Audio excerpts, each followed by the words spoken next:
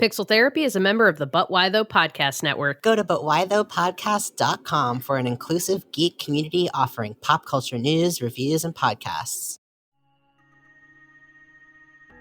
When we look back on our lives and think about the things that mattered to us, sometimes achievements will figure in there, but a lot of times it'll be like, oh, this play that I worked on with friends that nobody came to and didn't sell any tickets. Like, oh, this D&D game where we came up with these hilarious jokes, and you know what? We didn't record it. It wasn't a podcast. It wasn't something for anybody else. Those things like make up like the real like tapestry of our lives.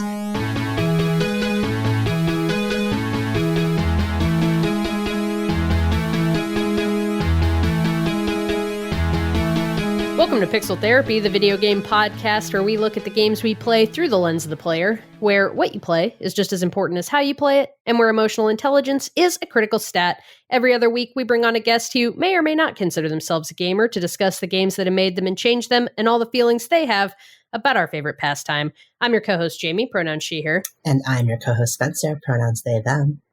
And this is Pixel Therapy. Buckle up your seatbelts, folks and friends, because we've got some new and noteworthies for you. Strap yourself into your Snuggie or plush robe.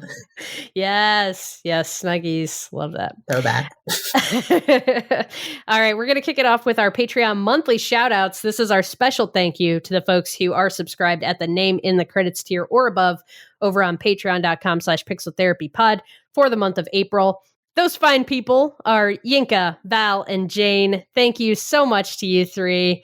We really appreciate you and everything that you're doing for us. If you, listener who is not Yinka, Val, or Jane, want to be like those three and get your name in the credits, you can head over to Pixel Therapy Patreon, where you can check out our plethora of perks that start at just $2 a month and gets you a monthly bonus episode, including our May release, which dropped just last week, in which Spencer and I take Quantric Foundry's Gamer Motivation Profile Survey. So fancy.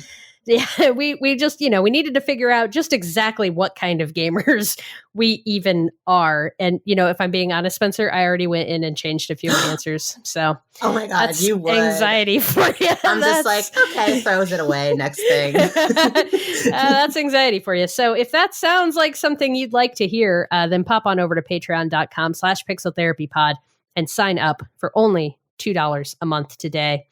Of course, if that's not in the cards for you, no worries, because there are lots of other ways to support the show. And one of those is, of course, rating and reviewing us on your podcast platform of choice. Spencer, it's happened again. It's happened? Yes, it has happened again, which is that we've got another 5-star review over on Apple Podcasts from a lovely reviewer. He goes by the handle Forget-Me-Nots24. And we shall not. We shall not forget you, Forget-Me-Nots, because you wrote best gaming podcast I have come across! Exclamation mark. Best gaming podcast I have come across! Exclamation mark. I found this podcast accidentally when I saw someone on Instagram post about it, and I was initially drawn by the cover art. Oh, a shout out to @JelloDemon/Czar, Czar Sakura. They are freaking amazing and did our cover art. So Thank you, Czar, for making such a great album cover that it just pulled someone right in. literally brought in a listener. I thought to myself, it looks quirky, and the art style makes me feel like it will be a safe space. And oh, was I right. Spencer and Jamie have created a beautiful space in which they discuss and unpack games in a nuanced way, being able to hold both their love of gaming and criticism of the industry, and I think that is precious. Aww. They discuss topics so close to my heart, and it is nice to have a gaming space that acknowledges and discusses queerness, race, disability, etc. with so much empathy and humanity, while also tying it in with the emotional experience of gaming and how we relate to games. I think one of my favorite things about it is the fact that a discussion about a game is never just flat and dry. Mechanics are discussed not only in respect to how they feel and play, but with respect to what do they say? Are they accessible? Same goes for narrative, always looking at the bigger picture. Anyway, basically, I love this podcast, and you should give it a go. You'll feel right at home and safe. Holy cow. Wow. I've never felt so seen. Yeah, that was such a nice review. Thank you so much for taking the time to write that for us. Forget-Me-Nots. Yeah, there's like an actual little tear forming in my eye because that the way I feel precious. I'm glad that you find us precious because I feel so held by your review. 100%. Yeah. And like, I don't know. It's just nice to know that we're making a space where you do feel safe and where you feel represented. And I don't know. Yeah. I feel like we do make a big effort to try to like hold all of the complications of the things that we're talking about in our hands at the same time. And so still keep it light and cute. And still, still make this, like actually enjoyable to listen to and, not the opposite. So thank you so much for your kind words and for taking the time to write that to us. It means a whole hell of a lot. And reviews like this, we've said it before, but these are really important for the growth and sustainability of what we're doing here. So if you do have something to say about the show and you have a moment to drop us a rating or review, we do greatly appreciate it, folks. And we may just have to read it on the show to let you know how much we appreciate you. Finally, today, I have an update for everyone. As folks know, Spencer and I did a little fantasy draft over on fantasycritic.game, where we picked the games that we thought would review the best this year. And I have a little update for folks on where things stand. Spencer, how does it feel to have my foot up your ass? Oh my God. Well, I mean, depending on the context. Hold up. This is another thing I completely forgot about. Smooth brain. It's only Stardew Valley and coffee and sleep. I'm like, where am I? Who am I? But okay, OMG, that was just roll. What's the update? Yeah, I'm sorry. I don't know. I'm not actually a competitive person, but I do enjoy some trash talk. Like the second that like someone's like really competitive, I'm like, never mind, I yield and I show my belly, and it's like, you can win, I don't care. So where things stand right now over on fantasycritic.games, Meow Meow Beans, which is Spencer's illustrious publisher, is sitting at fat 19.1 points right now, and that is off of 2 game releases that we mentioned last time, which is It Takes Two and Oddworld Soulstorm. However, I have had 3 game releases. Oh no! At this point, so Monster Hunter Rise was my first one. I also picked up Returnal a couple weeks ago when I saw the previews were looking good, and Resident Evil Village just came out today. So the score might fluctuate a little bit, but at this point I'm sitting at 47. Oh my and a half points. Okay. Oh my God. I need to go. I'm just living in my own little fantasy world. You're so smart going and looking at what's coming out and updating your thing. OMG. Have you played Returnal at all? I haven't, and honestly, I'm probably not going to. That game, hard games, scary. First of all, just it looks a little scary, but I'm more just turned off by how punishing people are saying it is.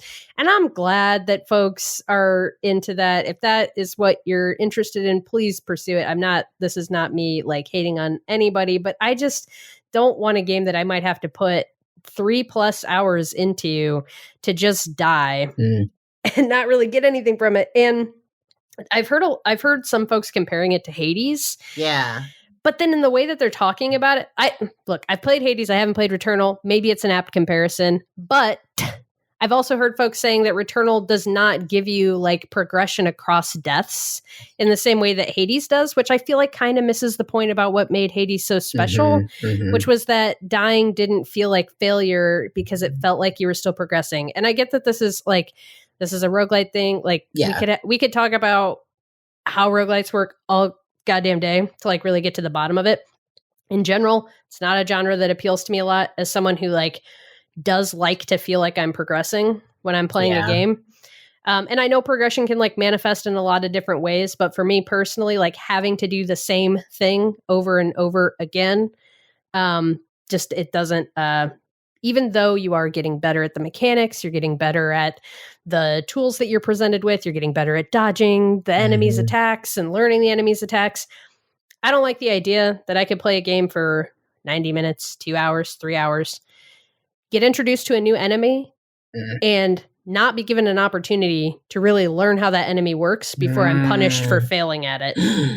Ooh, and it does sound like that's a thing that this game does. And it's something that Hades would do too, to some extent, right? If you run, you get into that new boss fight, but there is still something that felt more accessible about Hades than this one. So no, I'm not going to play Returnal. Are you going to play it?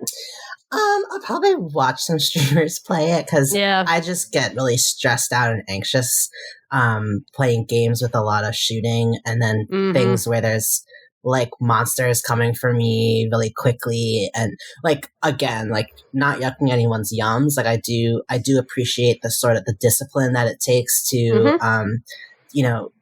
identify those patterns and get into a zone where you're really immersing yourself in the game and getting better and better and better. Like I can definitely see how that's rewarding.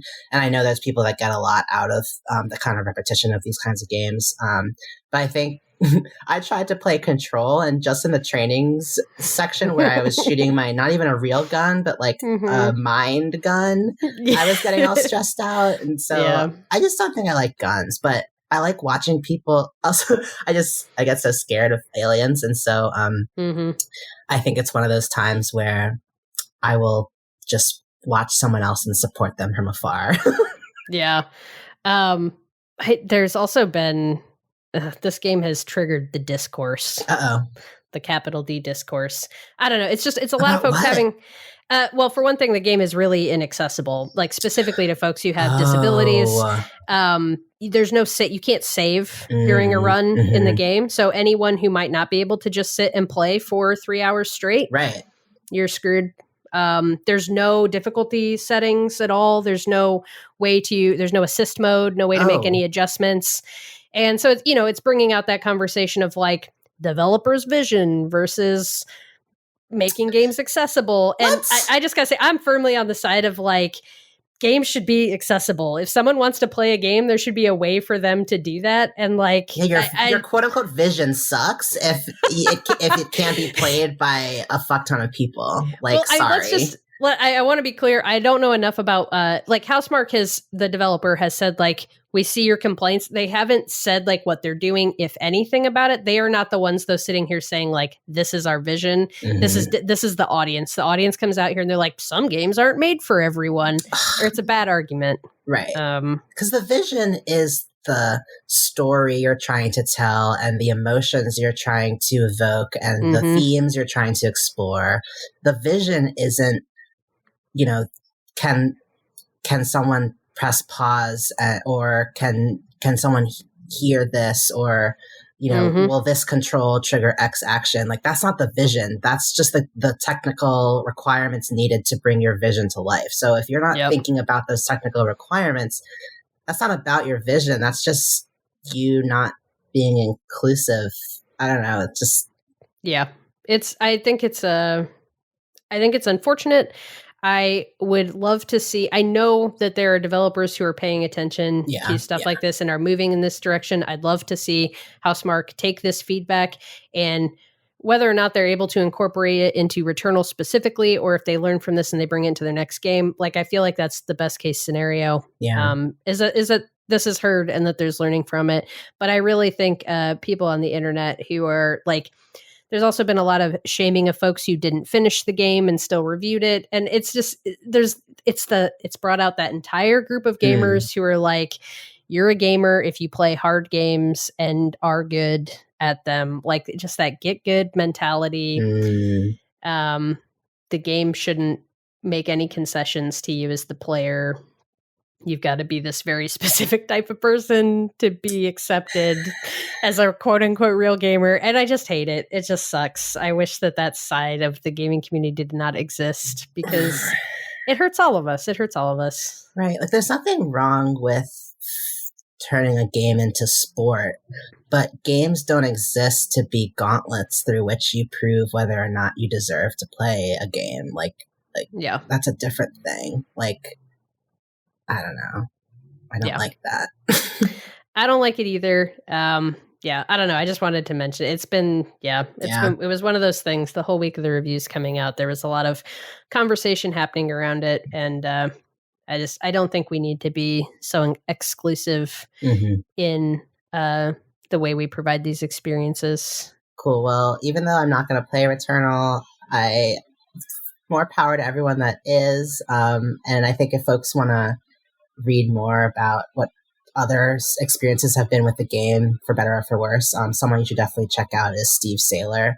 He also goes by the name The Blind Gamer, and he gives like really cool accessibility reviews. He has his own opinions about Returnal, and so if you want to learn more about what Jamie's talking about, definitely check out his Twitter, Steve Saylor, and his recent podcast appearances, because I think he's been talking a lot about the game. Yeah, he's one of the main people that I've heard, liking the game a lot, but bringing some, I think, valid critiques of where it misses the mark in terms of its accessibility. And Cool. So if you... we got on this conversation, if you recall. So I hope you're already cozy. Yeah, we got on this conversation topic because we were talking about our fantasy draft. And if you want to hear that original fantasy draft, you can catch that on our Patreon, patreon.com/pixeltherapypod. We did do the original draft back in March as our Patreon bonus episode. All right. Enough of the news and the noteworthies and our derailed conversation. I should have known we couldn't just get through a chunk of news and noteworthies like that. That's silly me. But it is now time, folks. If you have not already, please get cozy.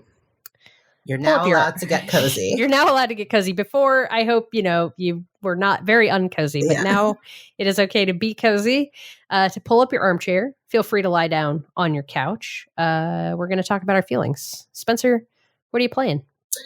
Yeah, well, as I've mentioned, I've been kind of in this space of playing some quick, light, palate cleanser type games. There was this tweet I read the other day that I thought was super relevant, especially for, the guests we're going to introduce to you in a little bit. But this tweet was from Michaela Davis, who works in philanthropy. You can totally find her on Twitter. But she writes, "Can we please stop using the language return to work in our planning? We have never stopped working. We were not on vacation. In fact, we've been working even more. Language is important. Please and thank you." And she follows up by saying, this isn't just folks who have had the privilege of not having their work interrupted. There are plenty of folks who, even without employers, have been working so much harder than ever before to care for their families, to just survive. We've all been working constantly, nonstop. And so, I think that this language around returning to work, returning to normalcy, kind of just ignores the fact that, it wasn't like this wasn't a break, the pandemic. Just a nice chill little vacation year for all of us. Yeah. And so, I think I've been feeling kind of burnt out lately. And I'm trying to, now that we're all working, so I'm someone who has a remote job. So I'm basically on the computer on Zoom all day long. And I do find that, I don't know if it's just the repetition or everything being in the same space. But whereas I used to kind of take in less frequent vacations between longer spans of time, I'm finding that my capacity for continued uninterrupted work is lower. And so things like blocking off my Fridays to not have meetings, or maybe just taking more frequent 3-day weekend vacations than long time vacations could be helpful. But with games, I guess, long story short, I've just been tired. And so I've been playing some quick ones. There's a game that I'm excited to talk about, and it's called Turnip Boy Commits Tax Evasion. Yes. I love the title so much. The title is perfect. I'm saying yes, I have not played this game at all, but the title just it warms my heart. Yeah, it's just I feel like it perfectly, it's just the juxtaposition is incredible. Yeah. I feel like that title it tells you everything you need to know about the game. So it's developed by Snoozy Kazoo and published by Graffiti Games. I love that name too. I know, what the heck? Snoozy Kazoo is great. That's Snoozy Kazoo, you guys got it. You figured out how to do names. Yeah, you've really nailed it. Can you please help us rebrand? Just kidding. Let me just read their little synopsis. Take control of an adorable turnip who happens to be an absolute menace to society. After failing to pay taxes and getting evicted from your home, you must go on an epic quest to pay back your massive debt to Mayor Onion. Using garden tools to solve fantastic puzzles, meet eccentric vegetables and fruits, and take on treacherous fights. Along the journey, uncover what's spoiling this garden community and rise to tear down the corrupt vegetable government. Oh my God. The reason I wanted to talk about this game is because I definitely picked it up having little expectations. It was on sale. It was like $4 in the Nintendo Switch eStore. And it's beautiful. Like the pixel art, the colors are very warm and inviting. It kind of has a very, folks who like Stardew Valley or Littlewood or Cozy Grove, like those kind of lush and inviting, that's nature filled. Like all those games. Yeah, we like all those games. Like that kind of, soothing and nature filled environment. Like it has all of that. It's very, I was struck by how thoughtfully designed it was. Like the music is really engaging and well done. The dialogue is like literally laugh out loud funny. I don't know the last time I've laughed so hard playing a game that has no voice acting.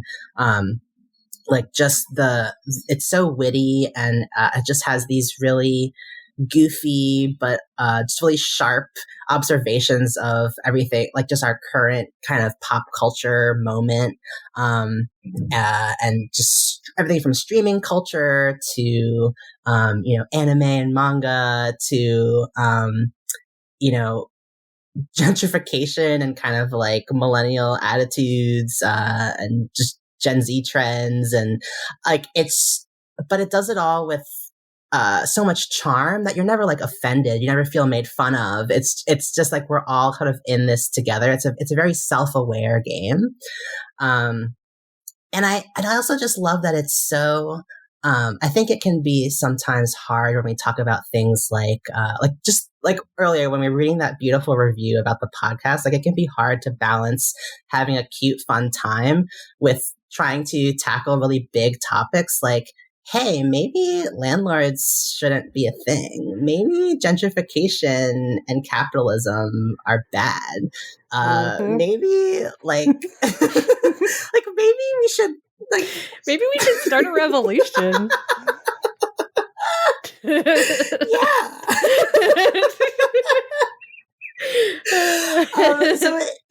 I don't want to say too much about the plot because it's so fun to play and it's really quick to pick up. It's not a super long game. Like you could beat it in like 8 to 10 hours. But it has all of these elements that work really well together. Like it has little farming elements. It has RPG, like using a bunch of different tools to solve a problem or beat a boss. It has surprisingly robust and entertaining combat. Like you're adventuring around, you're doing tasks, you're meeting vegetables, you're helping people, or vegetable people. And then you're having these boss fights, to progress to the next level. And it's designed, like I would say that there are definitely levels, but it's sort of laid out like an open world. So it doesn't feel like a platformer. It's not a platformer. Like you're able to run around freely, but, it has surprising depth, and the boss fights, like you really have to get creative, in terms of figuring out the tricks to getting your opening and making those hits. Like it's incredibly satisfying, which I was not expecting from this little turnip. Is it hack and slash? Like how are you fighting? It's kind of like a bullet hell situation is how I kind of describe it. So you have what's called, like you have a sword that you grew out of the ground and watered. So it's like a wooden sword that you fight with. You also have a watering can where like there's certain plants where you can water them and they turn into bombs, and you can kick them at the enemies. There's this thing, it's like a potted portal plant, and it's literally like the orange and blue, like it creates portals like from the game Portal. Very nice. And then you can place them strategically to kind of like you could either like you can jump in the portal yourself to jump across the screen, but you could also like set them up and then like throw a bomb into the portal and then it'll come out the other end and hit someone or something. Like you can kind of use it strategically. I don't know why. It's not like the games that are funny can't also be thoughtful. Yeah. But I was just kind of getting into it for the palate cleansing aspect, but I'm just delighted by all the care that's been put into it. And it's honestly a great time. Yeah, it looks cute as hell. And I think like your point about truly laugh out loud funny games, we really don't see them very often. You know, you might hit a moment here or there that a game might give you a good belly chuckle, but games that are made like to be comedies, to be comical, I don't think happens very often. Like it's pretty few and far between. And even then, like the ones that have happened, like I'm thinking of the South Park games, which were fine, but that's not necessarily my cup of tea. So the fact that or like WarioWare, like mini games, yep.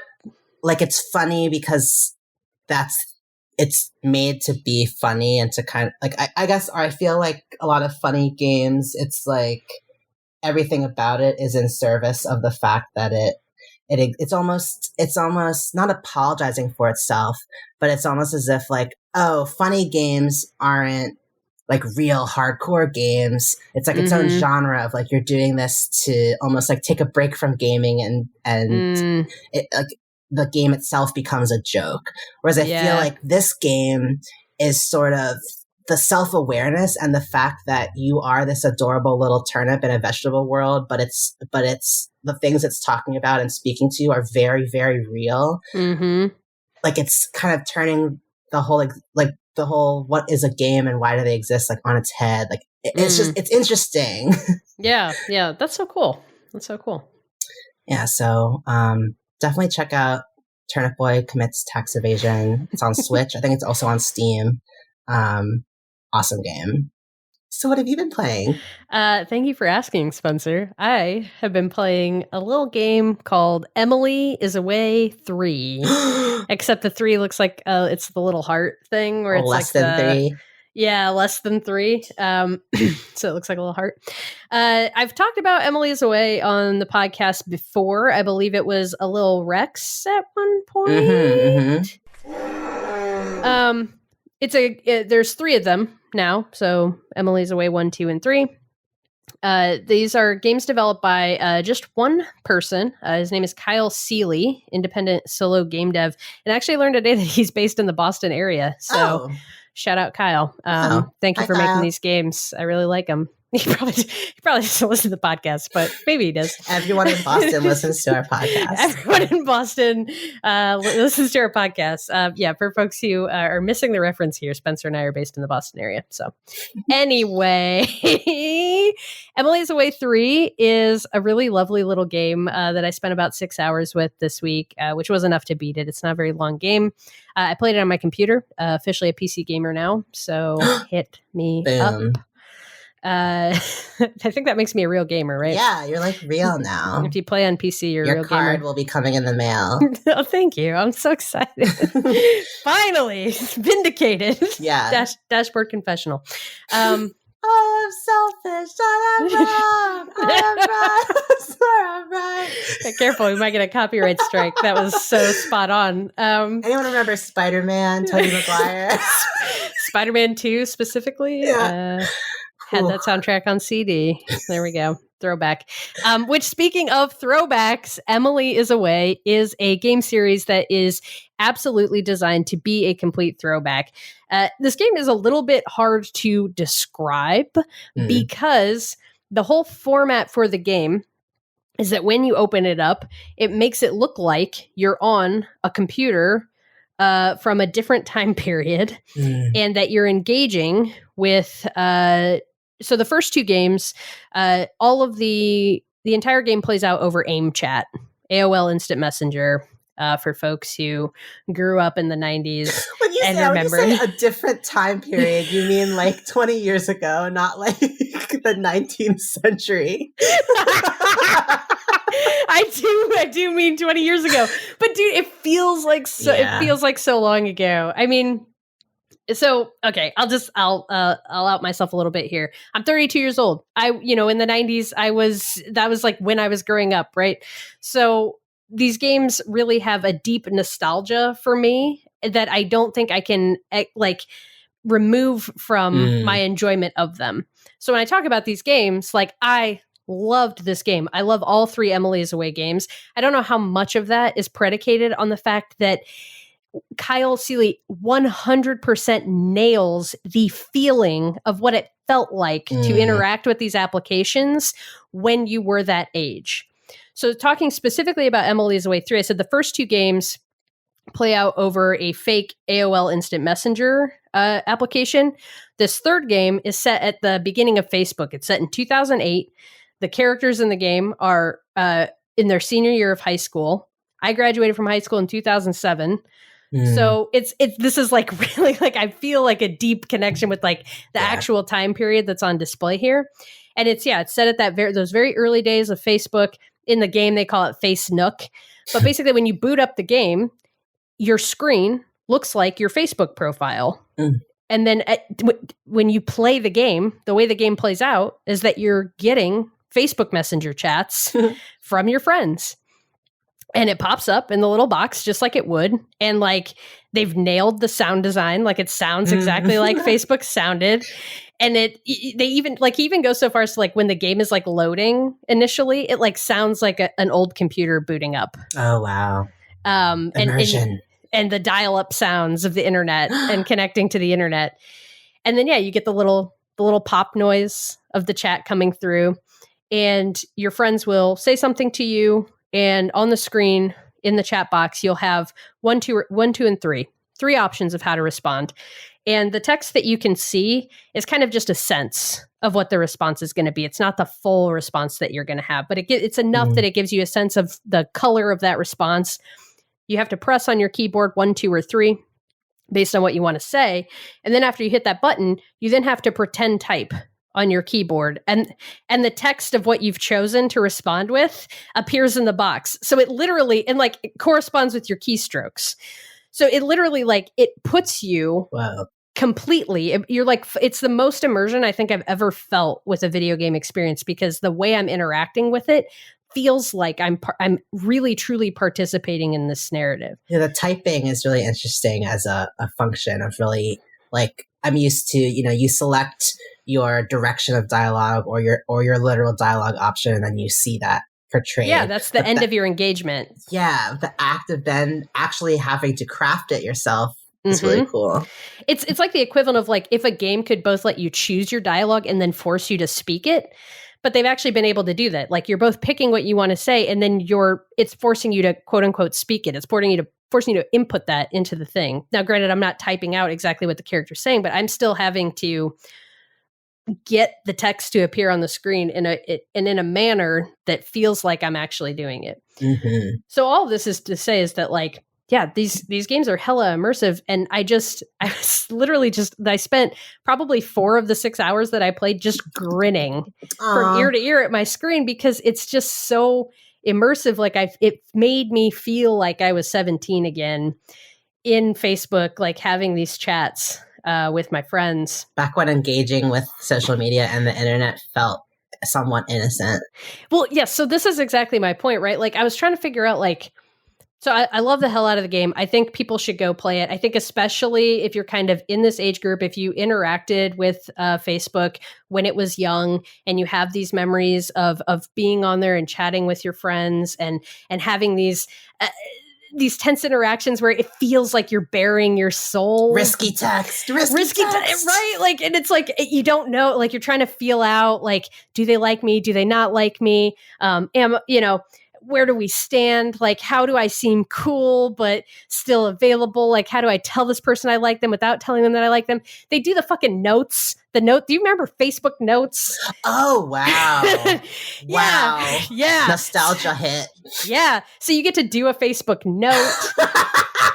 One of the girl, because so the way the game plays out is that, and actually in this game, like, you create your Facebook profile to start, your Face Nook profile to start, and all the characters are represented rather than having like detailed pictures of each of the characters. It's kind of just a pixelated silhouette of the character, and and each character is represented by a different color. So you pick your own silhouette, and there's no gender attached to the silhouettes. They just have it was 6 or 7 different ones that kind of look like different haircuts, and you pick the one that you want. So I thought that was interesting. There was no sort of choice in that in the previous games. I do think it's a limited narrative. I think, people who want to critique this game for it being a small narrative, limited, you're probably right. You're going into this game, it's essentially a teen drama where your character can choose to romance one of 2 girls, 2 young women in the game. There's Evelyn and there's Emily. And they're both a little bit stereotyped. It's a little bit cliche. But at the same time, it's they're stereotypes in the way that they are people that I knew. Right. Evelyn is the one who drinks a little too much, parties a little too hard. She likes punk music. She smokes. And, I knew people like that. Yes, is it a high school cliche? Absolutely. But I knew that person. Right. And Emily's a bit more straight laced. She's into indie rock. She does her homework on time. Oh. I don't know. These are people that I knew. So you kind of because the dialogue is so well written, it feels so real. It feels so authentic to how we actually communicated at that age and on those platforms. It just sucks you in. It's, my partner came back here and knocked on the door to the studio the first night I was in here playing it. And he was like, it's time to go to bed. And I was like, I'm trying to ask my girlfriend to prom. I can't go to bed right now. I've got to find out if she's going to go to prom with me. Yeah. So it's high stakes. It is. It's high stakes. But yeah, I think kind of to the point you were making earlier about when social media felt more innocent, refreshing. I don't know. There's something about this that it really did remind me of what social media and chat platforms, how they used to feel. It used to feel like a place that you could try to find connection with someone in a way that you couldn't do in person because of all of, as someone who has so much anxiety and always has, and is so introverted, connecting with people IRL has always felt so challenging. I never know how to be or how to hold myself or how to stand and then I think that's all just exacerbated at that age when you're preteen, teenager. You just feel so awkward and uncomfortable in your own skin. And something about being able to do that on the other side of a computer screen, there was a level of intimacy I remember achieving with my friendships that was not possible in person. Things we never would have said to each other if we were sitting face to face could be said through the chat box because it felt it both allowed you to be vulnerable and felt safer at the same time. And that was really special moment. It's such I don't know if kids today get that in the same way because of what social media has become. And also I feel especially now after a year of living through this pandemic and living my entire life through screens and text boxes and only interacting with people in this way, I feel so burnt out on it. I hate it so much. And something about playing this game just reminded me that it used to feel special, that there used to be a promise or a possibility of connection in that I don't feel when I engage with social media anymore. And so it ended up being a really special and refreshing little experience to have this week. It's $10 on Steam. I think people should check this game out. You can run it on a toaster. I think people should check it out, especially if you're from that age group. It just, it's a really nice little way to spend a few hours this week and remember how these platforms used to feel a lot less draining and a lot more exciting. That sounds so incredible. And what you said about the possibilities really resonated. I think, I don't know, something about social media today, it feels very performative. You feel very pressured into presenting a certain curated picture into your life. It's very much about others looking in and seeing something that you have very intentionally crafted. Whereas I feel back then, like you said, it was just about connection, just about sending out a line of text and getting something back, something that you could never say in the light of day. And like, I think too,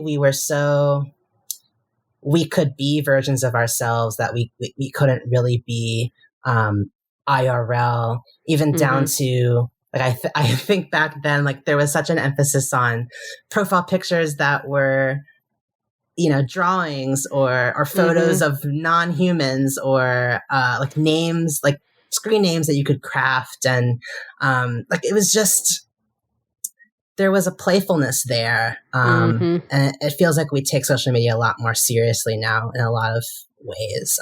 Well, I mean, it's how much, like, employers look at your social media now, right? Like, and I think you're kind of, you're definitely hitting on it. It's like, at that time, it was much more a place to experiment and explore. And I think now your social media has to be the most polished and, like, consumable view of yourself, because it's like an advertisement for who you are in real life.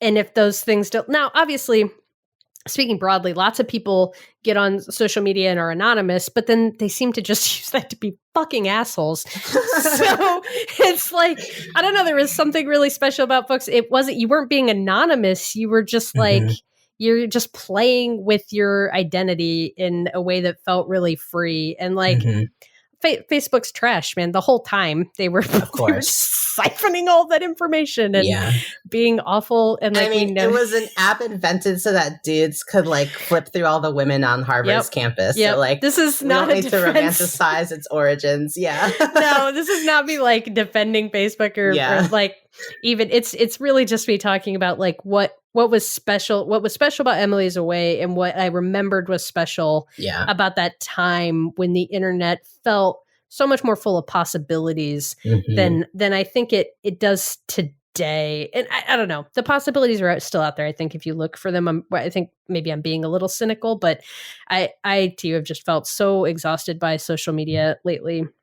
There's a lot more risk today to the sort of becoming that you would sort of be going through as you're growing up, like we did in those sort of chat rooms and spaces. Like, if people saw the embarrassing things you said, or the, you know, the ways we could still be shitty to each other, like there's no room for error in today's social media. And I'm not saying that there aren't people out there who deserve to be called out, held accountable, canceled, etc. That's not at all what I'm saying. But there's still, like, in order to learn, you have to fail, and to grow, you have to be uncomfortable. And I think a lot of people they spend so much time curating and thinking through and planning how they're going to be coming across that there's just very little space to fail or to accept others who fail. Yep. I agree with that 100%. Modern social media feels like there's an invisible scorecard somewhere. And someone's tallying the points. Mark Zuckerberg. His face just, like, popped into my head, and all I can do is, like, laugh or puke. Well, I think we'll go ahead and transition over to our guest for today. But yeah, you should all go check out Emily's Away.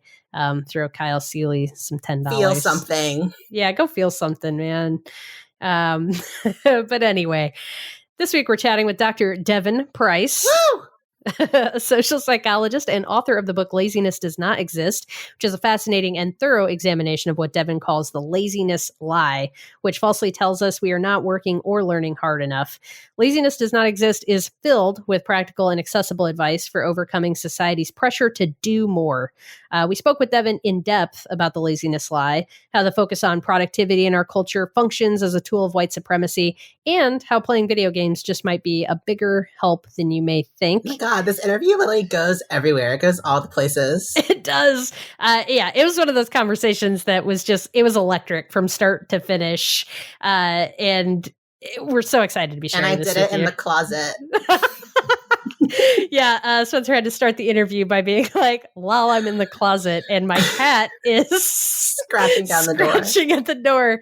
Podcaster woes. Anyway, we love talking to Dr. Devon Price. I hope that you will enjoy listening to the conversation we had with them. So without further ado, here is our interview with them.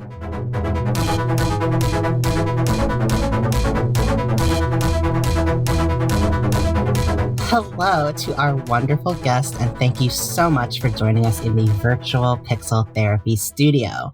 To start, would you mind letting us know your name and your pronouns? Yeah, my name is Devon Price, and my pronouns are they, them. Thank you so much, Devon, for being here. Devon, how do you spend your time? I do love that that's the question instead of like what my job is. But right now, I've mostly been I'm a psychologist, and I'm autistic. So right now, I've been working on a book about autism lately. It's been the thing taking up a lot of my time. I just finished my first draft of that, so I've been walking around outside a lot and putting off prepping for the psychology classes I'm teaching over the summer. So I'm in this balance of writing, psychology, trying to be a hedonist as soon as it's possible to socialize again. Yeah. Those are the things that are in my mind and in my life right now.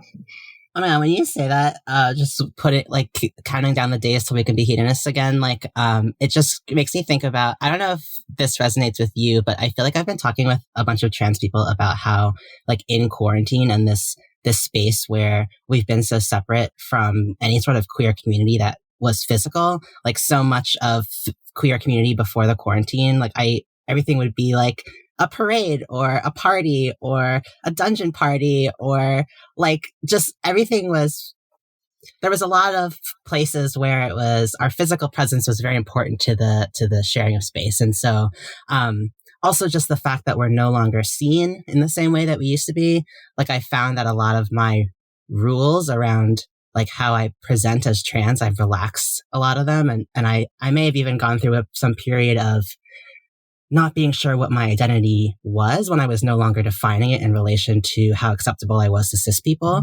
And so that's just been a thing. I don't know. I just did a lot of things. Does that resonate at all? There's so many layers to like how quarantine affects you it's like, so the first point that you're speaking to, like right now, I feel like we're all online. And so we have the worst parts of the queer community, the worst elements of like people being very anxious and traumatized and re-traumatizing each other without any of the good, joyous parts of like getting to like, go to a bathhouse or something. So and just like having celebratory moments and getting to show off your outfits. Yeah. So I do really miss all of those things being a part of people's lives. And also it is such a trip. Like I am one of the few people who I was getting, once I started having to wear a mask outside, like I would get gendered correctly more often, which I've heard the opposite, particularly from a lot of transmasculine people, that they start getting she, heard more often. But I had the opposite experience. So in some ways it's been cool. And, I haven't had to put on my like respectful reading as the gender I want to be read as at work drag. That's kind of not the real, it's the easy to parse version of who I am. So being free of that is huge. It's just been a real trip. It's just like we're in our heads so much and like having these big moments of introspection, which has been great. And it's also been hell a lot at the same time. It's funny, like with the mask thing, it just made me think, like my partner and I are both, I guess, technically trans guys. I don't even know what I am anymore. I take testosterone. I'm genderqueer. Let's leave it at that. But it's just funny because before the pandemic, before masking, I feel like when he and I were out and about and seen together, like I think he presents very masculine, like even the way he carries himself. Like I've always been kind of like, some people are just born and they are like, I don't know, I don't want to say this in a way that would invalidate anyone's gender identity, but everything about him just exudes boyishness, like down to the way he carries himself and his voice. And even before he was ever on T, people would think that he was a cis man just by mistake. Not that there's any way to look cis necessarily, but that's just a thing that happened. And in the past, people would read us as a gay couple, gay masculine couple. Because I have facial hair, and I don't know, when I was binding and stuff, that was a thing. But now that we're in mass, anytime anyone glances at us, they just assume that I'm a woman and he's a guy. And it's really made me think, like, I don't know, like, what is it about me? Like, all these gendered habits are so deeply ingrained in our society. And so we could talk for an hour about gender, but let me just take a quick conversational left turn. The reason you're here with us today, Devon, is, as you mentioned, you're writing, so prolific. You're working on a new book, but you actually wrote another book that's really freaking awesome. It's called Laziness Does Not Exist. And in this book, Devon really like debunks and illuminates how this fear of being perceived as lazy, and our avoidance of laziness is so destructive to our health, to our well-being, and it even affects the way we see other people and kind of poisons that too. I feel like I've seen this book all over the place lately. People are really, really resonating with it and being like, oh my God, this is like all the things that I never had the words for. Thank you for writing this book. Just because the book is about how pervasive this laziness lie is in our society, like, how does that feel, hearing all of this praise and how amazing it's been for people to read the book? Yeah, so there's this phrase that I encountered on a blog that was for adults who were estranged from their families that kind of went viral a few years ago, and that author described themselves as sad proud. Of like, oh, I'm connecting with all of these people, and so many people get this pain of having to go no contact with your family. And I'm really proud of that, but I'm really sad that it's even needed. So it definitely feels very sad, proud to realize, okay, this problem is really huge. Everybody feels like they're lazy or not doing enough. Everybody is pointing that same laser of judgment at everybody else. And people need to hear this. And it's kind of harrowing to me how often people need to hear it, because even the same people will respond to me saying laziness doesn't exist in whatever way multiple times, because you have to hear it so many times because it's so ingrained in us. So that's like, oh God, is the work ever gonna end? Kind of a feeling sometimes. Yeah. And Devon, what is the problem? What is the laziness lie? Yeah, so the laziness lie is my kind of handy term for a bunch of implicit beliefs that are really deeply embedded in our culture and really deeply embedded in our history about the value of productivity, and that being how people's worth is defined.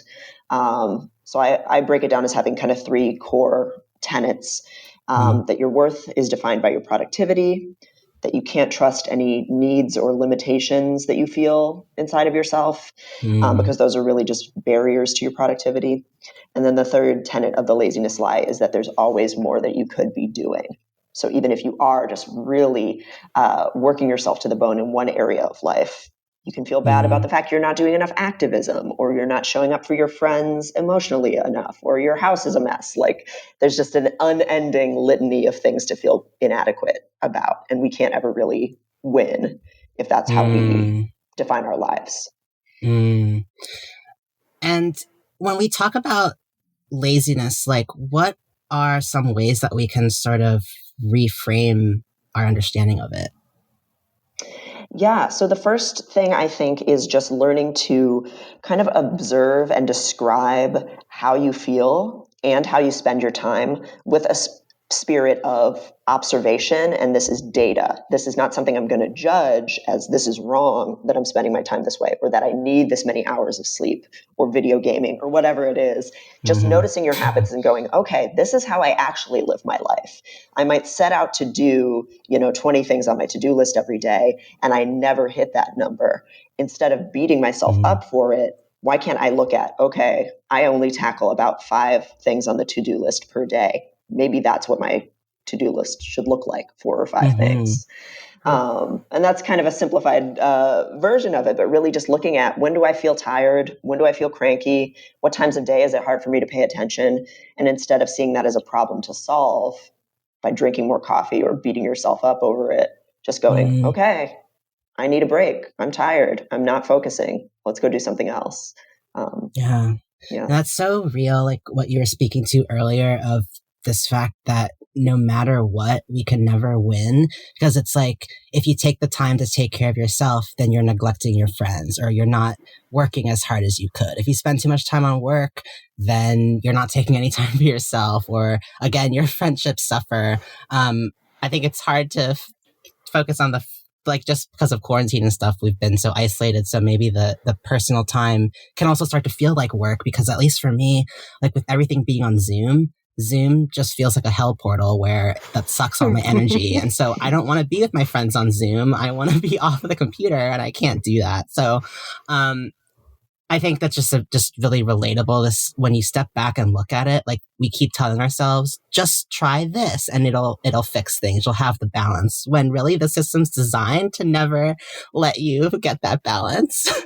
Yeah. Self-care is a total like sham. Like yes, it's true that we do need to do things to take care of ourselves and develop skills, even if sometimes it's like sneakily finding ways to get the time that you need, like, or finding the tools to advocate for yourself. But like, it's not going to fix the structural problem that we're all working more and more for less and less, historically speaking. And that's also a big tension in my work. Like, how do I give people practical advice while also saying, hey, if you find that there's nothing that you can do, that you're doing your best to try and navigate this stuff, like, you're not a failure for still being exhausted, because it's set up that way.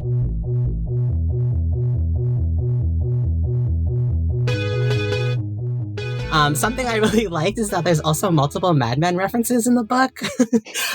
Specifically, you quote how Matt Weiner, who's the creator of Mad Men, he once said that the show was about, quote unquote, becoming white. And I thought maybe, Devon, would you mind taking a minute to kind of explain that phrase? Like, what does it mean to become white?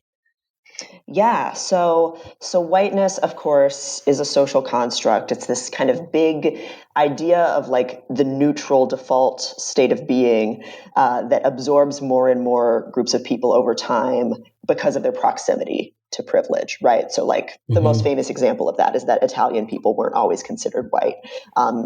They certainly didn't have the same level of oppression as lots of other like darker skinned people in the US. But there was kind of this idea of like, you deviate from the norm of the people who colonized this country in enough ways, both visibly and culturally, that we see you as other and lesser to some extent. But so like whiteness is just kind of this idea of kind of the monolithic, occupying force, and anyone who kind of deviates from this image of not only like conforming to a certain kind of European culture that's pretty narrow, but also being having a level of status where you're not presenting like an inconvenience to anyone else or kind of violating the culture's rules. Those kinds of things are like seen as kind of like deviating from whiteness. So in Mad Men, Don Draper obviously like is a white man, but he's from a hillbilly family, and for a really long time in American culture and history, we've had this image of quote unquote white trash or quote unquote hillbillies as people who are white, but because they're poor and because they are in multi-generational homes and their cultural practices are a little bit different, that they are like a betrayal of whiteness. They're like an embarrassment to whiteness, if that makes any sense. And in Mad Men, Don Draper kind of learns to hide where he's from. He has to change his name. These are all, decades old spoilers. Yeah. And take on a new identity and create and hide all of the kind of like abuse and trauma that came from his life growing up in poverty as well, to make himself into this like sanitized man in the gray suit, very poised, no emotions, no needs. He becomes less and less of a human being. And that's really what it is to become white. So even though it is a little tricky, like I don't ever want to like give the implication that like,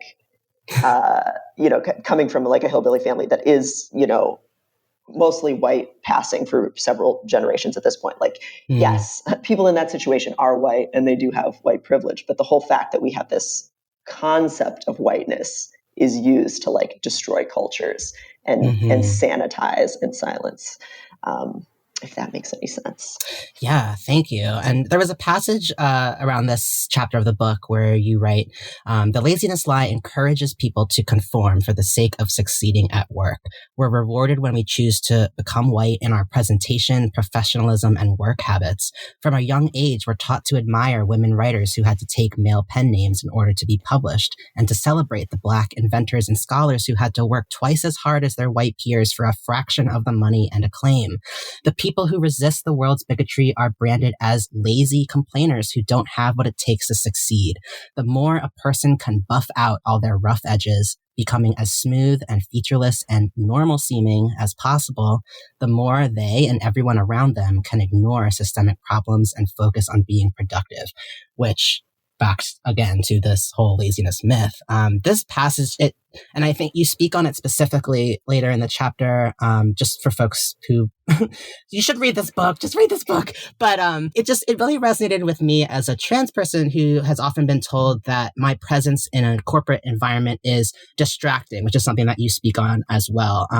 Like for me, I think as a younger person and as someone before coming out and transitioning, which I had to do publicly because of being in an office, I really thought that I thrived in corporate environments. I saw work as a place that had very clearly defined rules. And if I followed those rules, I could get ahead. It didn't matter that I was mixed race. It didn't matter that I was queer. It didn't matter what my background was. I thought that if I came in and followed the rules, I would be okay. After I came out, I realized that those rules weren't there to equalize the playing field. They were there to make sure that only certain types of people got ahead. I did nothing else than just existing in my body, but my body became more and more threatening to people the less and less it looked like what people expected to see from someone of a certain gender.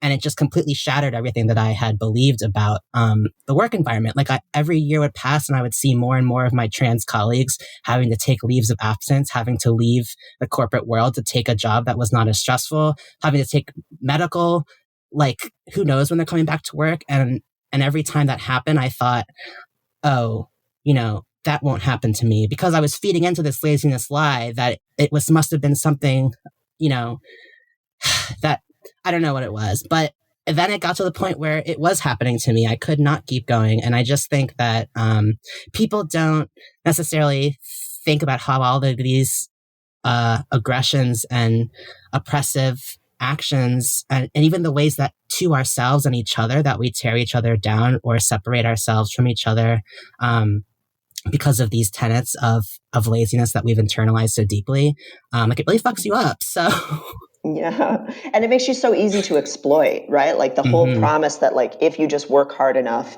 that will make up for how bigoted the world is against you. Right. That it's possible to do everything right. It makes you so compliant and exhausted and apologetic, and it just worsens all of the problems and injustices ultimately. 100%. So Devon, what does it look like when we stop pressuring ourselves so much to be this quote unquote normal seeming? Like, who can we be when we stop measuring everything we do in comparison to the laziness lie? I was curious, like in your own experience, how you've seen that kind of unlearning process manifest in positive ways. Yeah. So for me, it's a lot of saying no. It's a lot of saying like, what's your budget for this? It's a lot of like being at a meeting and being like, why are we here? Does this need to be a meeting? Do we need to be doing this? Is this a realistic goal? And I know that like, because I'm a professor, I'm able to like be really candid about a lot of these things. And I have flexibility over my job and my commitments, professionally and otherwise, in a way that most people don't. So I always do want to highlight that. I think in certain professions and fields, we do get it really drilled into us that we're not allowed to say no or to ask questions, when actually, if we do take that step, it frees up everyone around us to do the same.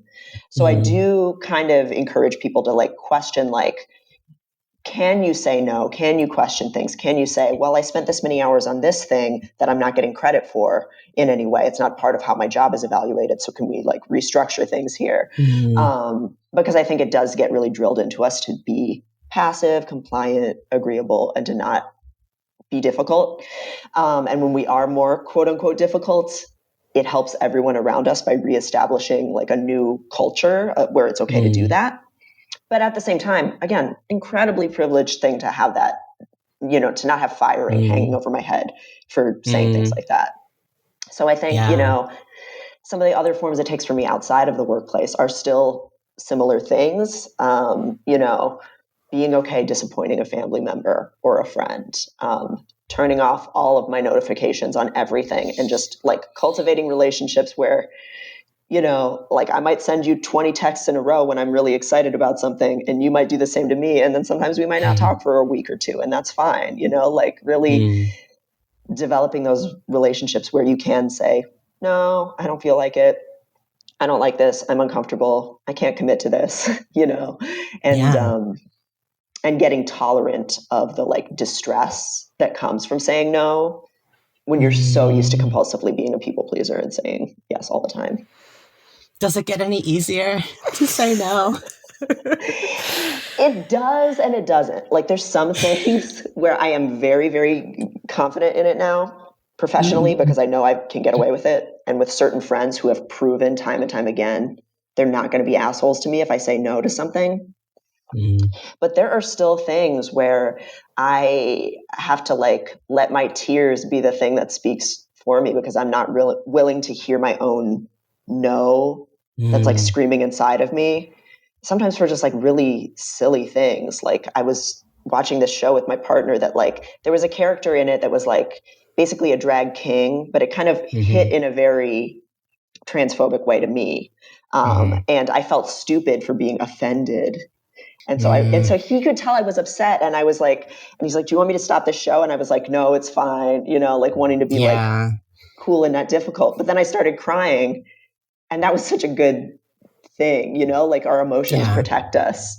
So I think that's a big part of it. Sometimes the way that we stand up for ourselves is really messy. And it looks like crying in the middle of a show you don't want to watch because you're embarrassed to say you don't like the show. But I think that's like equally, like that's really important to do too. Yeah. Your body's like, I've got you. I'm validating you. Yeah. My body was like, okay, if you're not going to protect us, I'm going to protect us, bitch. Like, turn on the show.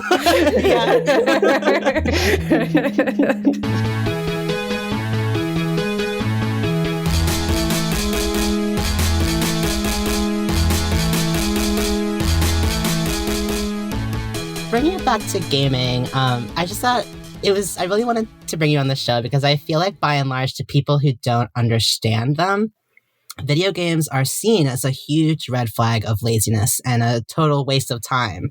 In your book, you write like literally that wasting time is a basic human need, and it's one of the keys to start building a healthy, happy life. I was wondering if you could take a minute to say more about what it means to waste time and why that's important.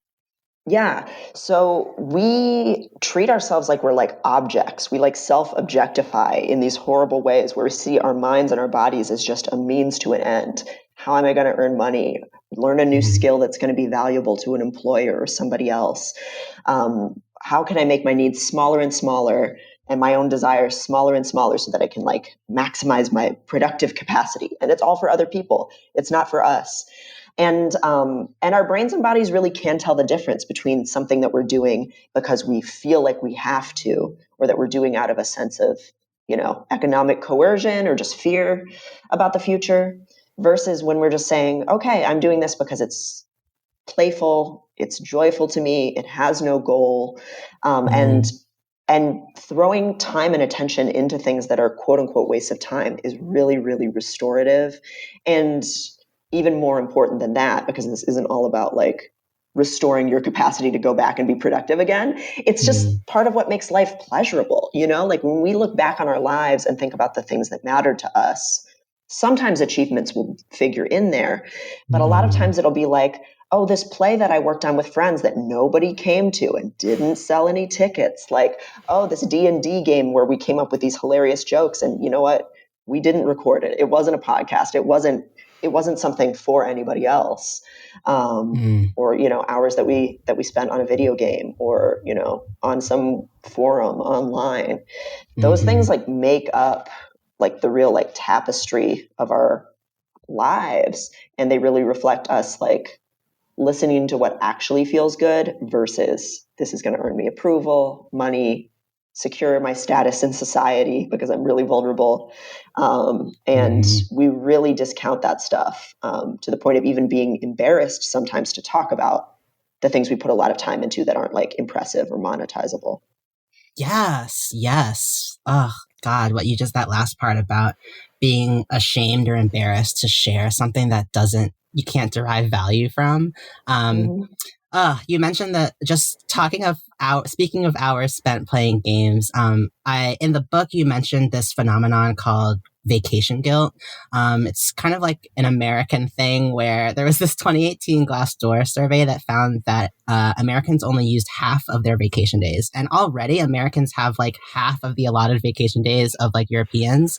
Like I work at a company that has a lot of Irish employees and a lot of American employees. And folks over there get at least like 3 to 4 weeks of vacation. And whereas folks in the US are want to just not do it at all. Like I work at a company that has unlimited vacation days. So what you find is that when they're not given I feel like people should be given minimum vacation. I think Jamie, you and I have talked about this before, but people should be given vacation minimums, because if you just tell them do whatever you want, they're gonna feel so guilty that they're not going to take any. And that's fucked up. But to the point, I feel like I have gaming guilt because games always keep track of how many hours that you play. And it can be tough for me to not look at that number when it feels like a blink of an eye, 50 hours have gone by, and not feel guilty in some way. But when I was reading your book, I was thinking, like, why can't I reframe that? Why not look at it as 50 peaceful hours, 50 hours I spent free of stress and obligations, 50 hours that were packed full of achievable goals that I could progress towards and grow from, just 50 hours that were a gift to myself, and isn't also, a testament to the people who worked for years in some cases to make these games, that they commanded 50 hours of my time. Like, I just think that it's a simple reframing, but it just really speaks to how we just assign negative value to these things that aren't immediately tied to capitalism. Yeah. And the fact that that time went by like in a breeze for you, like that tells you that you were having a lot of fun and you were immersed and you were away from your like everyday worries for like once in a goddamn while, which we all need so desperately, especially now, but always. And it's so funny that like if someone gets lost in a book and they read a book in a single setting, we never moralize that, like basically ever, unless it's like if somebody wants to go with a really like sexist or ageist, like, oh, you're reading YA fiction, you're frivolous or whatever. Like that sometimes happens. But usually if someone reads because we've decided for some reason that reading is like hard and rigorous and therefore acceptable, you can get lost in a book. But if you get lost in a video game, people immediately pull up these stereotypes of and there's a lot of things tied up in it, right? Like the like fat, lazy gamer who doesn't have a job. Like think of all the prejudices that are all nested within each other there. And also it being immature. That's another kind of bigotry that gets wrapped up in there, that there's certain ways to spend your time that make you an adult, which basically means make you a person. Builds versus character. Yeah. Yes. Yeah. Versus if it's like being a child, that's unacceptable. So yeah, it sucks. And I still have that too. I have that about like watching anime and manga and stuff like that also. Yeah. Oh my God. Mood. And that it also makes me think too, in your book, you write about burnout. And so burnout's basically what happens when we work too hard and too long without rest. It can result in emotional apathy, crankiness, loss of purpose and identity. You were writing about the work of social psychologist, and let me know if I'm pronouncing her name right, Christina Maslach. So Christina Maslach found that curing burnout isn't just about working less. Burnout is actually far less common when you feel rewarded and recognized, and when work isn't just an endless slog. With that in mind, I guess I was wondering if you had any thoughts on how video games may actually have the capacity to be really helpful in treating burnout. Yeah. So one thing we can look at here is why so many people find games so motivating and enjoyable.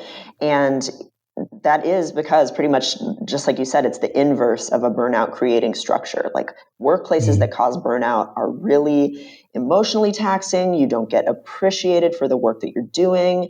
The work never seems to end or progress in any way. You just feel really powerless and also like you're just constantly grinding, which there are some video games like that.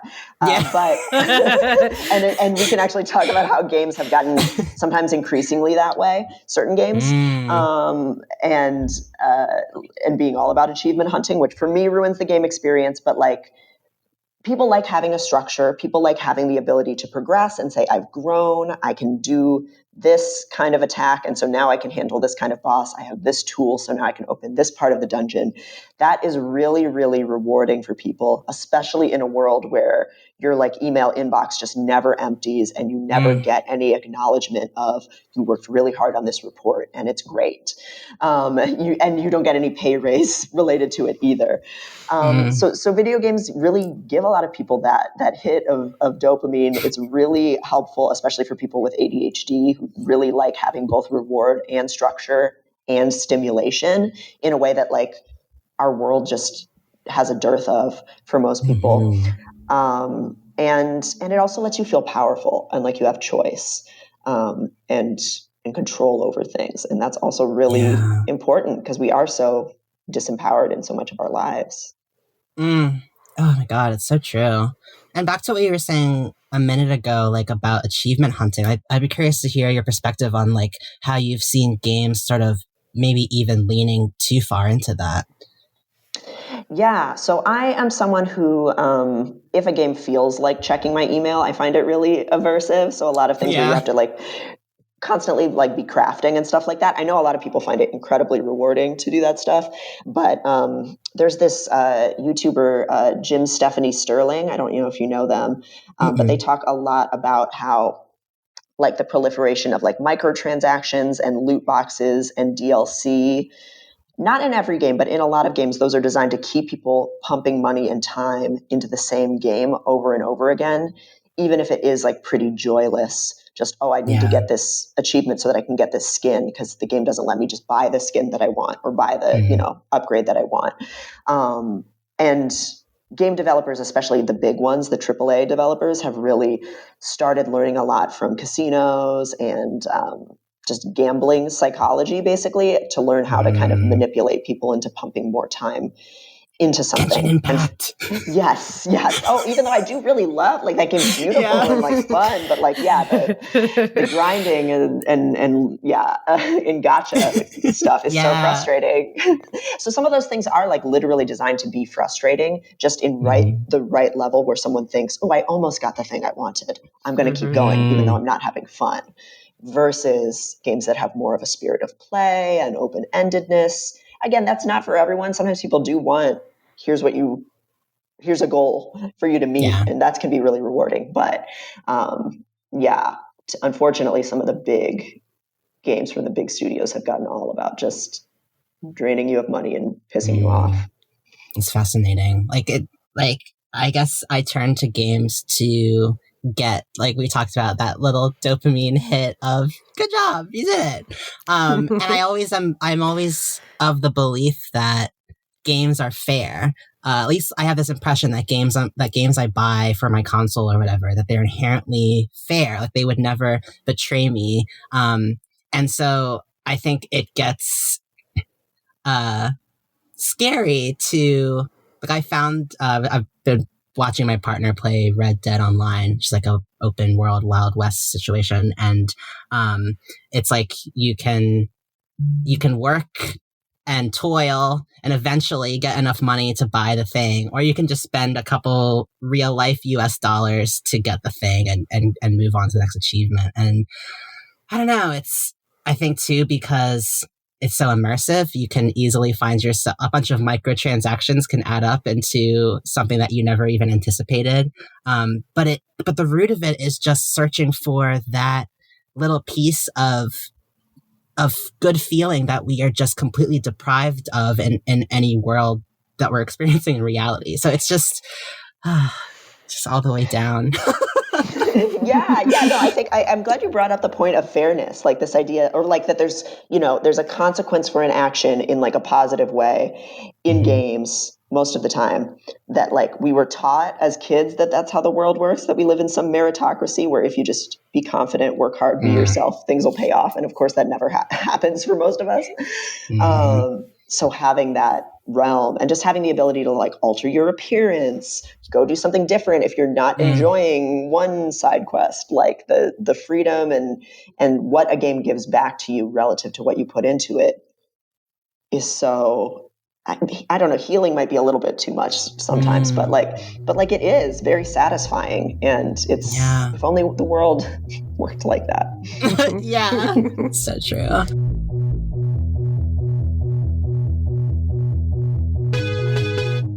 On this show, we typically like to ask folks to talk about a specific game that had an impact on their life. Devon, you mentioned a game called Eco that was really important to you. And for folks who may not be familiar, Eco is a PS2 game that came out in 2001. And it's basically a spiritual prequel to Shadow of the Colossus, which is a very cult classic. It's one of Jamie's favorite games, so y'all have heard about it plenty of times. But the protagonist in Eco is a young boy who was born with horns, which his village considers a bad omen. Warriors lock him away in this creepy abandoned fortress where he meets Yorda, the daughter of the castle's queen. The two of them pair up to escape, with Eco keeping Yorda safe from the shadowy creatures that are attempting to draw her into the queen's clutches. And throughout the game, it's like you control Eco as he explores the castle, solves puzzles, lots of spatial stuff and platforming. And Devon, you mentioned that you played Eco as a teenager. I'm wondering, like, what immediately pops into mind when you think of the game? What makes it hold on so strongly in your memory? Yeah, so Eco is one of those games that I will forever be like the like stoner uncle who's trying to tell you to listen to some album from before you were born. You know, like, yeah, this is where it all started, man. Like, like a lot of people know Shadow of the Colossus is this beautiful, artsy, very moving game, but like Eco is the blueprint, baby. Like it was the first game that made me really realize video games could be art, and not even in this intellectual way. It's just that it was like moving me as a good work of art does and transporting me. There's no user interface. There's almost no cutscenes or dialogue. There's no boxes that pop up when interacting with anything. There's no tutorial. You are just dropped into a world and you have a stick and you are trying to get out of this temple. And you have someone that you hold hands with. And when you run with her, you can feel the little vibrations as you're holding hands. So it's this incredibly like tactile, dreamlike, beautiful world where you are just like, you've been like cursed and you're just trying to, and you've been like told your whole life that you're like supposed to be a human sacrifice. And like, I think there's a little bit of a transmasculine air of like, oh, you're born with these appendages you don't want. Yeah. Like he's born with these horns. Those horns, yeah. That is very resonant. And by the end of the game, they get knocked off and he's kind of freed of that. Yeah. And and it's very beautiful and moving. Yeah. So like he basically, he gets top surgery. And you're escaping this prison alongside this person who is, there's a lot of themes of like, kind of implied themes of like the cycle of abuse in families, where there's this girl that you're helping also rescue from this prison. And she is the daughter of this evil queen. And she finds out that she's supposed to be the vessel for this queen who's going to like inhabit her body and take it over because she's like getting old. The queen is. So it's like, okay, like you are both a victim of this thing and you're going to become the next person to enact this thing unless you get the hell out. So it's breaking like the cycle. Yes, exactly. Yeah. So it's about two people finding each other in just complete isolation and kind of abuse and being told both of their lives that you're fated for this horrible thing. And then taking care of each other and getting out of there together. And it also happens to be just like incredibly beautiful, wonderful puzzles, like just tactile, very satisfying. Like, again, you hold hands to save, you go and like sit on a couch together and lean on each other's shoulders. So it's just like, oh, it's so moving. And it's just all about like connection as the way to escape abuse, basically. And yeah, I think something else that stood out to me was just that there's this language barrier between the two main characters. like Iko, I think, speaks a couple times in the game, but Yorda, like her dialogue is represented with these like kind of pictographic symbols, like a language that they created for the game. And just the fact that you never can understand each other, but through the lifeline of touch, like everyone I've seen try to talk about this game just starts crying because of the emotional impact of it. Yeah. I'm glad you brought the language barrier up, because it is all about this like evolving relationship, whereas first it's just like, well, who the hell are you? What do you want? Like, you have magical powers. I'm just like some boy with a stick. What are we trying to do here? And like the other character, Yorda, just like wanders off to like chase after like doves and like look around the castle that you're in. But as your relationship kind of builds, then you're more in sync and you can work together to kind of fight and solve puzzles. And you can tell her, like, you can gesture like, here, you need to go over here, but she always still has a will of her own. So it really is like an evolving relationship. And there is a game that they came up with after Shadow of the Colossus, The Last Guardian, that is all about you and this giant beast. And like, as your relationship evolves, he listens to you in a different way, not better. He never becomes an extension of you. It's just that you can communicate better, which is like just so beautifully done. I love when games, because I think games are often designed to put the player at the center, and you become the master of a world. Like, the world bends to your will and there's nothing that you can't do. I love games that sort of remind you that you're a guest in the space and that its world exists independently of you, and that a character is someone that you can bond with but that you'll never fully control. I think that's maybe the closest you can get to forming a relationship in real life. It's a really powerful thing.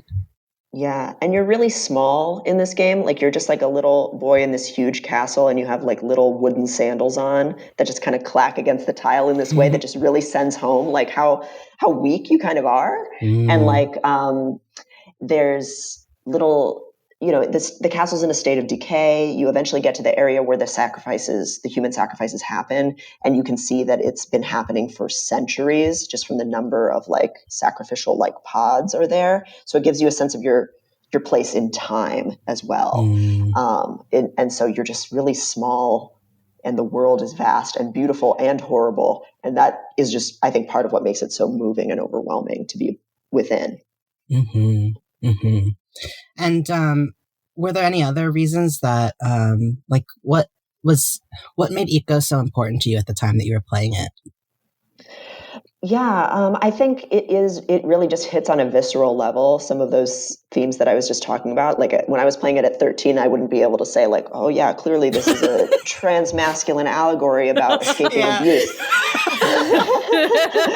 But it's like, that game doesn't have to tell you what it's about. Like, it doesn't tell you. There's like other people who would play it who would get a completely different resonance with it, because it is just two really like, vulnerable people protecting each other and a really beautiful transporting environment. So like, we were talking about escapism earlier. It's just so easy to just like disappear into that world because it is so beautiful, and it's not asking you to achieve any particular thing other than survive and explore and discover what little weird things you can as you go. And, gosh, what else was I playing at the time? Like, I was playing a lot of like Zelda, which I absolutely loved and is a beaueful game, but it is more structured, It is more like, here's your rupee count, here's your note, here's how you do a spin attack.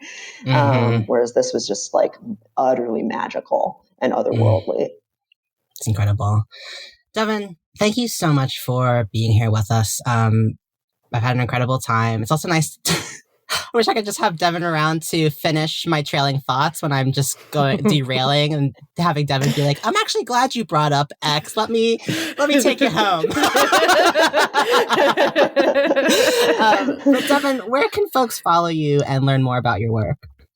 Yeah, so my writing is at devonprice.medium.com. So that's DEVONPRICE.medium.com. And then on Twitter, Instagram, all of those places, it's at Dr. Devon Price.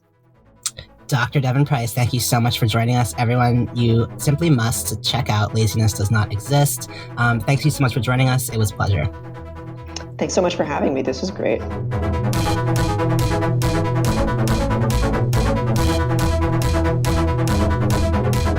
time is up for today's session of Pixel Therapy. Thank you for tuning in, and we hope that listening to our thoughts and feelings gave you some thoughts and feelings of your own. If you want more Pixel Therapy, come check us out at patreon.com/pixeltherapypod, where you can snag that monthly bonus episode for just $2 a month, plus opportunities to get involved with the community and influence the show directly. If you're not up for contributing monetarily, but you enjoyed this episode, you can show your support for free by rating and reviewing us on Apple Podcasts and following us on Instagram at Pixel Therapy Pod. That stuff is just as important, and we appreciate it just as much. Remember that Pixel Therapy is a happy member of the But Why Though Podcast Network, so you can support us by supporting them and heading over to butwhythoughpodcast.com. That's though with a THO. Take a peek at the inclusive geek community they're building around pop culture news, reviews, and kick-ass podcasts like yours truly. And you can keep up with all of this stuff and more by visiting our website at pixeltherapypod.com. Finally, since we like to put our money and our energy where our mouth is, we end every episode with a recommended side quest. Thank you so much to Devon for the recommendation this week. This week, we're so excited to talk to you about the Lighthouse Foundation of Chicagoland, and you can find them at www.lightfoundchi.org. That's lightfoundchi.org. So the Lighthouse Foundation was founded in 2019 and grew out of a community need observed by members of the Lighthouse Church of Chicago, a predominantly Black and queer LGBTQ-affirming faith community. It was founded in response to the sheer depth of macro and microaggressions, threats to safety, and deep unwelcome experienced by Black queer Chicagoans. The organization also found that there was overwhelming support from people outside of the Lighthouse Church who wanted to get involved and make that community grow, and this led to the creation of the Lighthouse Foundation. The Lighthouse Foundation invests in Black LGBTQ liberation internally by developing Black queer leaders, a cohort that builds community, sets goals, and creates public programming for Black queer people. They also focus on leadership development, capacity building, and economic sustainability to grow Black power through institutional longevity. They write, "We work for Black LGBTQ liberation externally by pursuing community organizing campaigns that challenge institutions to invest in Black communities, address Black needs, and follow Black leadership. Our leaders are queer, multiracial cohort who direct the broader coalition of accomplices for racial equity, where non-Black supporters follow our lead by donating, amplifying our work, and showing up for direct actions. BQC leaders identify targets of our racial justice campaigns, and leaders move targets through the following stages: development and assessment, training, initial actions, escalations, deeper actions, and evaluation, all with input from Black queer leaders." So again, check out the Lighthouse Foundation of Chicago at lightfoundchi.org, where you can donate, get involved, and learn more about this really awesome grassroots organization. Awesome. Thank you for that side quest, Spencer.